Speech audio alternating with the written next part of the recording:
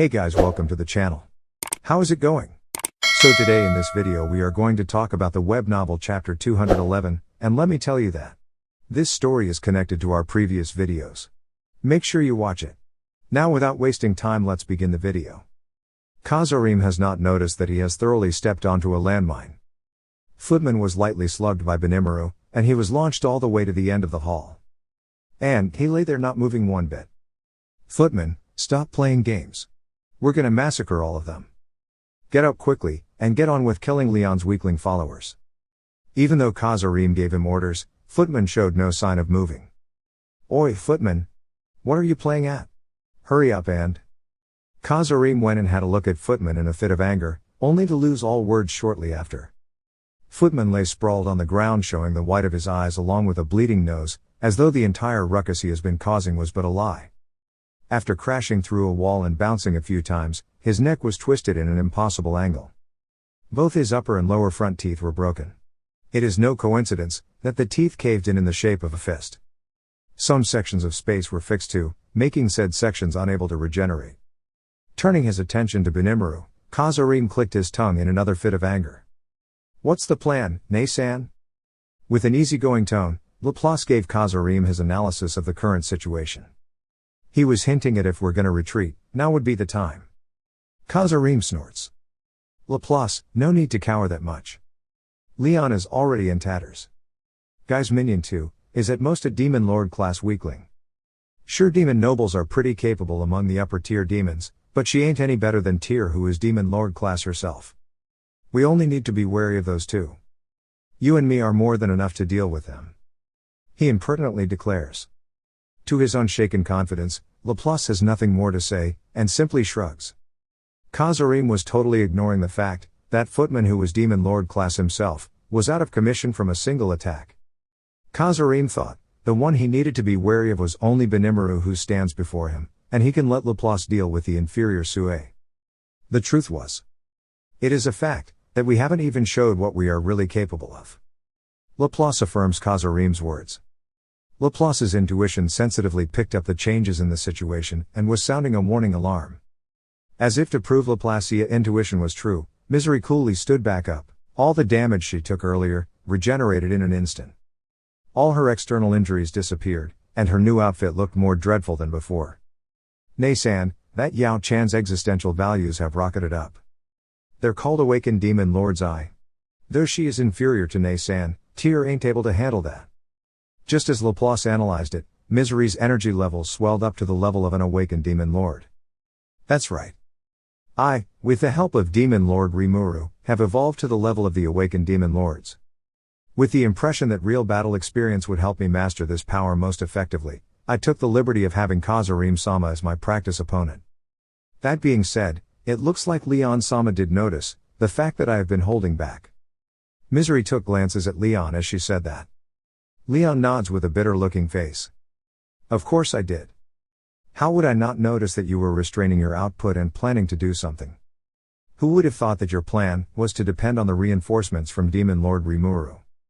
It's not like considerations from someone like me would affect Gai-sama's intentions, but personally, I have come to the conclusion that believing Demon Lord Rimuru is the correct course of action.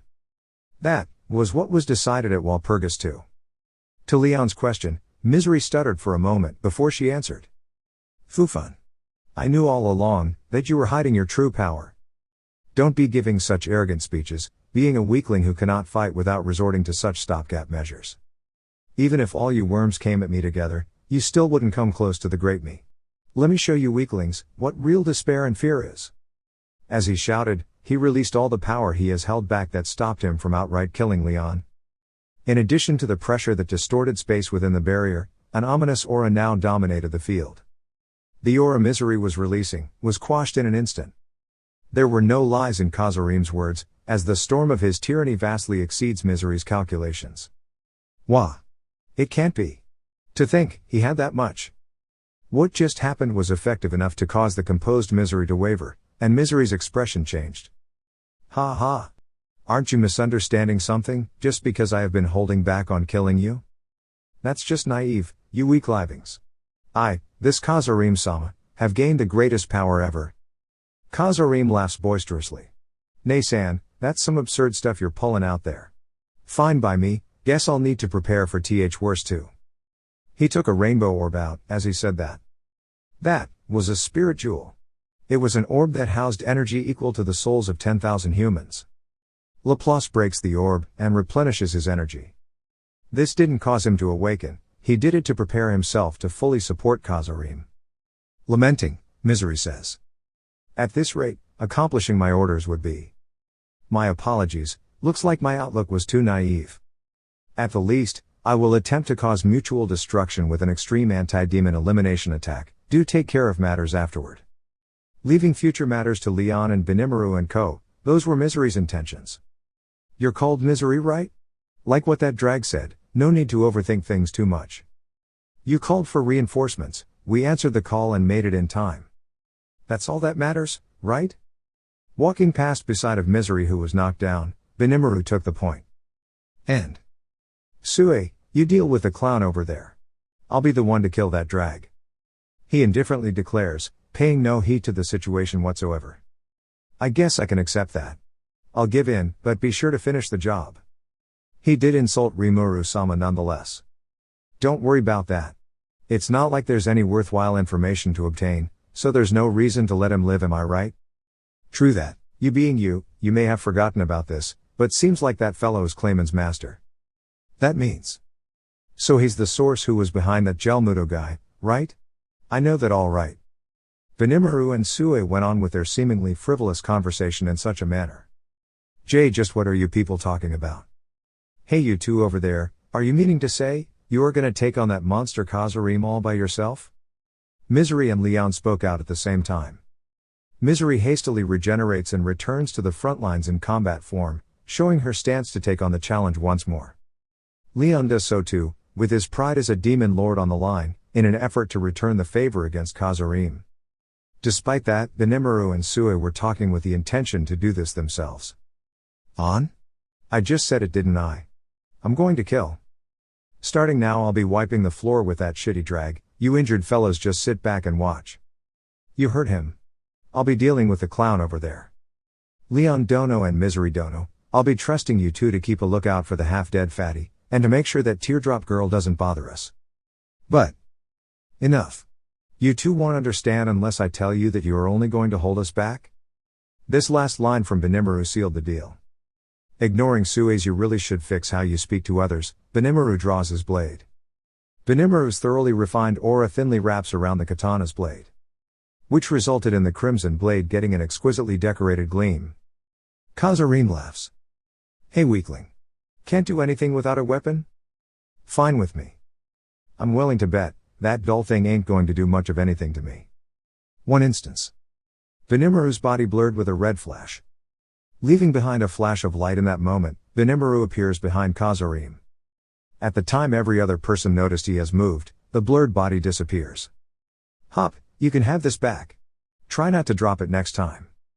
Benimaru throws something at Kazarim as he said that. It was an arm. The arm of a woman from the elbow onward. Yeah, 5.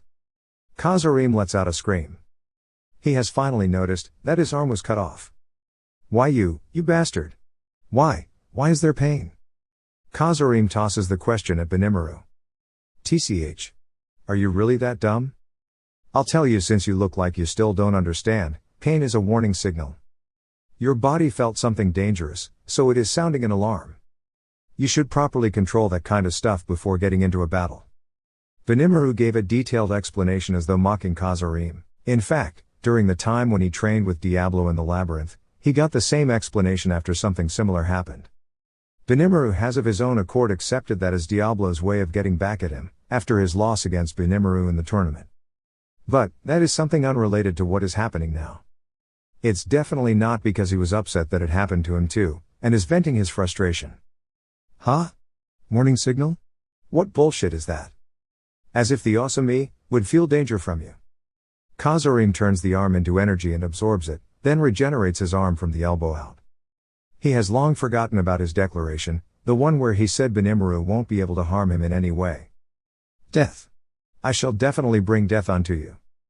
As he shouted, Kazarim turns into an ultra-dense mass of energy, as he assaults Benimaru. Benimaru receives the attack, and similarly he himself turns into a flaming mass of energy. Thus, a battle between beings who have surpassed mortal limits begins. So guys, this was all for today's video. Hope you liked the video. Thanks for watching.